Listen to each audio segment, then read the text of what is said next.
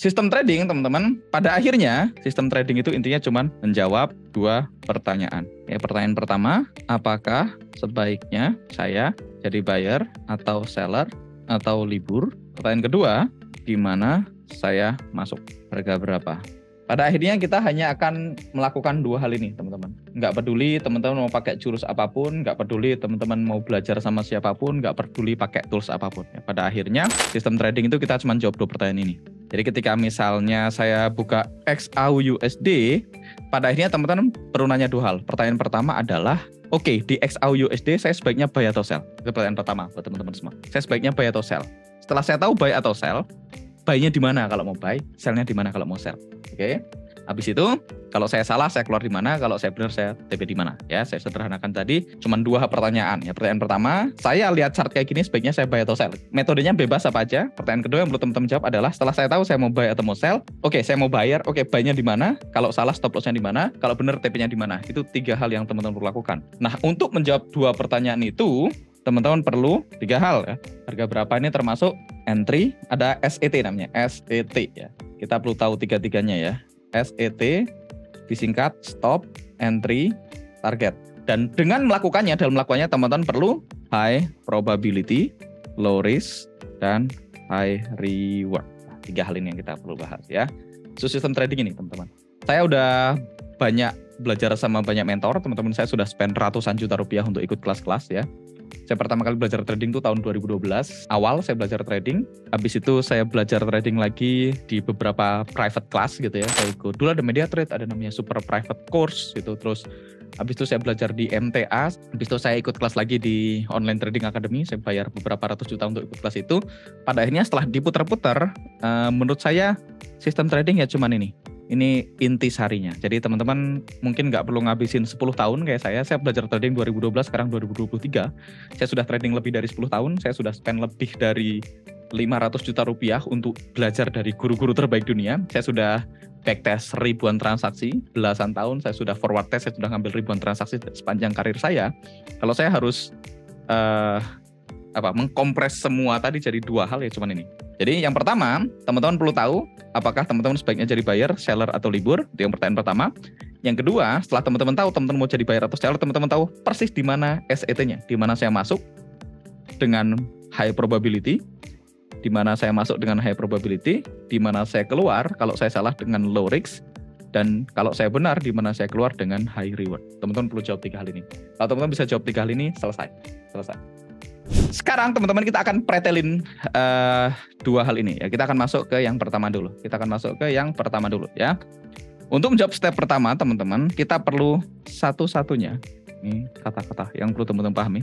Satu-satunya cara profit adalah setelah kita beli, kita mau banyak orang beli di harga yang lebih tinggi. Ini kebenaran yang universal ya.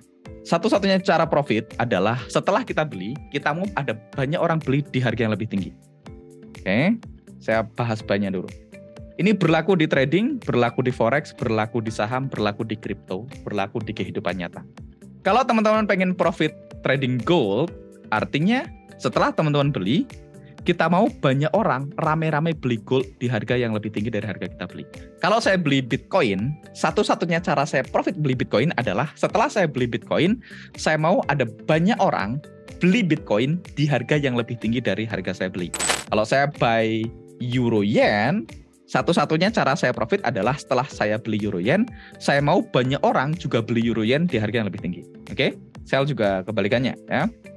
Ketika kita buy, kita pengen, ini penting ini, kita pengen berada di kondisi market yang memotivasi orang lain untuk buy juga.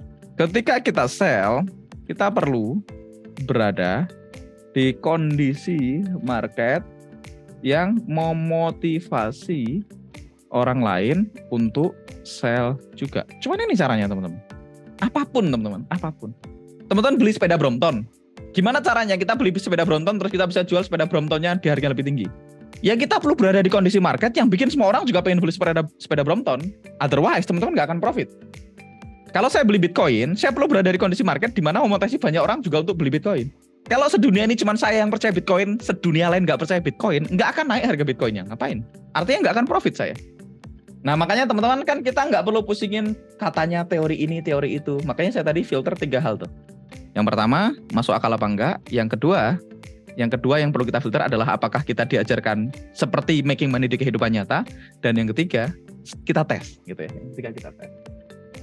Artinya, di fase pertama, karena kita pengen, kalau kita beli, ingat, perhatikan saya baik-baik. Kalau saya buy, saya pengen berada di kondisi market yang memotivasi orang lain untuk jadi buyer. Kalau saya sell, saya pengen berada di kondisi market yang memotivasi orang lain untuk jadi seller juga. Jadi saya pengen searah dengan market. Bahkan Paul Tudor Jones bilang, di bukunya dia, ini bukunya, judulnya Money Master the Game, dia bilang, always be whatever predominant trend is. Selalu bersama dengan apapun trennya. Selalu bersama dengan apapun trennya dan stay in the trend gitu ya. Bill Gates jadi orang terkaya di dunia karena dia masuk di dalam tren dan dia stay in the trend.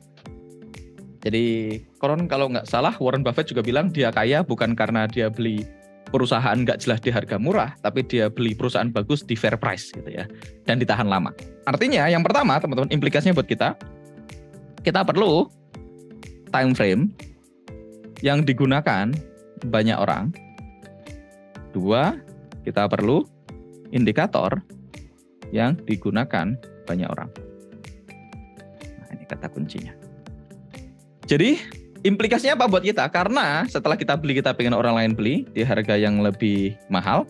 Setelah kita jual, kita pengen orang lain jual di harga yang lebih murah. Maka yang pertama kita perlu time frame yang dipakai banyak orang. Yang kedua kita perlu indikator yang digunakan banyak orang.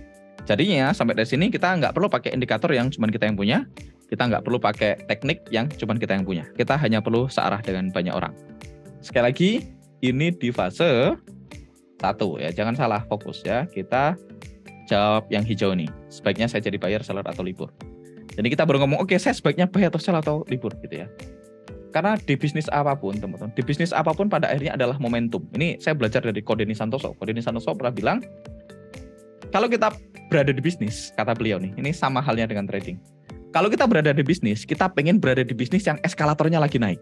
Kalau kita berada di bisnis yang secara eskalator lagi naik, kita diem aja ikutan naik.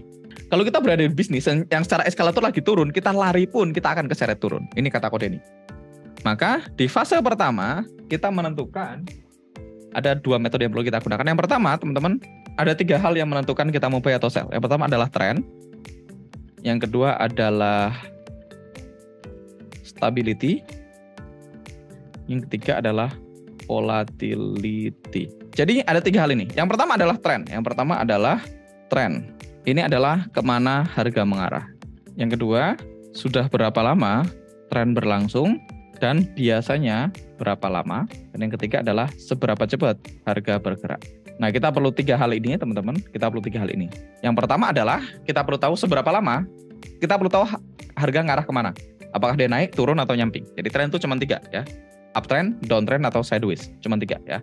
Naik, turun, atau datar. Ya, cuma 3 arahnya. Ya. Karena kan market cuma bergerak ke kanan ya. Ke kanan itu cuma naik, turun, atau nyamping.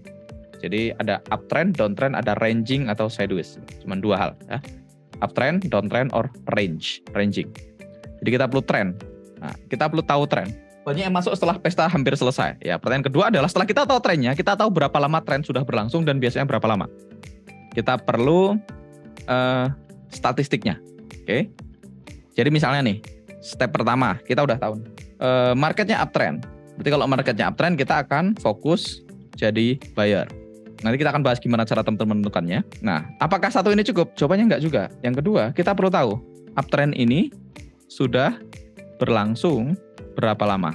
Misalnya kita tahu uptrend sudah berlangsung selama 3 hari. Nah, berikutnya kita udah tahu, setelah kita tahu uptrend berlangsung berapa lama, pertanyaan berikutnya adalah kita perlu tahu biasanya uptrend berlangsung berapa lama. Misalnya kita tahu 6 hari. Jadi kita tahu, oke, marketnya sekarang uptrend gitu ya. Uptrendnya sudah berlangsung berapa lama? Oke, uptrendnya berlangsung selama 3 hari. Setelah kita tahu uptrendnya berlangsung 3 hari, kita perlu cek biasanya uptrendnya berlangsung berapa lama. Oh, biasanya 6 hari. Kalau biasanya 6 hari, sekarang baru hari ketiga, artinya secara statistik kita masih punya peluang 3 hari ke depan masih mungkin uptrend. Nah, yang ketiga kita perlu volatility, seberapa cepat harga bergerak di dalam tren. Kalau kita bisa jawab 3 pertanyaan ini dengan benar, teman-teman, kita akan jawab pertanyaan pertama dengan benar. Nah, untuk menjawab ini, teman-teman, tadi kita udah bahas, kita perlu indikator yang dipakai banyak orang, itu yang pertama. Dan yang kedua, kita perlu time frame yang dipakai oleh banyak orang, karena kita ingin searah dengan banyak orang. Nah, untuk menjawab 3 pertanyaan ini, teman-teman, kita punya satu tools yang teman-teman dapetin secara gratis, namanya iTrend.